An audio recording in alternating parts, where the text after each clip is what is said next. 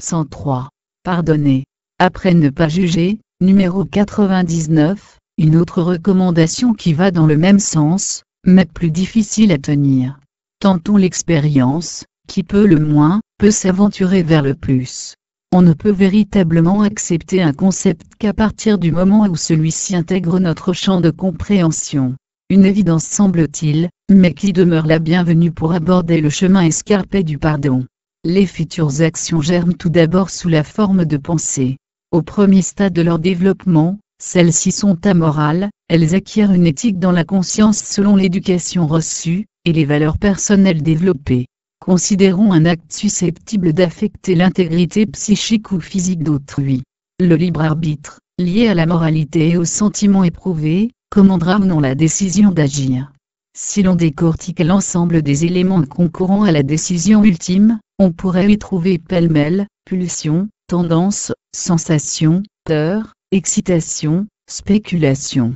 Un ensemble de composants qui s'opposent, s'annulent ou se renforcent, mais d'où proviendra au final la résultante, le passage à l'acte, ou non.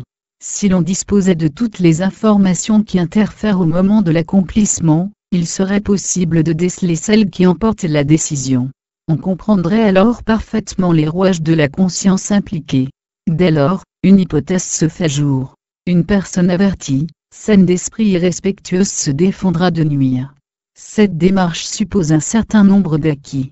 On peut en déduire que les conduites préjudiciables procèdent de tendances incontrôlables ou d'un manque de connaissances. Ce dernier terme étant compris, comme l'intégralité des informations et des perceptions nécessaires à la réalisation d'actions naturelles, en accord avec la notion de conscience universelle présente en chaque être. Ceci étant posé, revenons au concept du pardon. L'acte de pardonner suppose un référentiel préalable, qu'il soit moral, spirituel ou religieux. L'aspirant à la miséricorde y puisera l'énergie indispensable. En effet, tenant le rôle de victime, il convient, pour adopter cette posture, d'être capable de transformer une charge émotionnelle puissante, faite de ressentiment et de souffrance, en abnégation compassionnelle. Une lutte s'engage entre les meurtrissures subies, et la volonté de pardonner pour satisfaire une conviction. Maintenant, l'idée d'une absence de connaissance à l'origine des actes néfastes, on peut s'affranchir du pardon, lui substituant une compréhension totale avec un degré d'attention suffisant. Ce maintien empêche également de sombrer dans l'excès émotionnel, ajoutant de la souffrance à la souffrance sur une période indéfinie. Cela ne contrarie nullement le maintien d'un système préventif et répressif organisé dans un cadre sociétal approprié. Il est cependant permis de s'interroger sur les conditions qui prévalent à cette organisation, de leur capacité réelle à transformer les personnes y séjournant, deviennent-elles meilleures et adaptées socialement?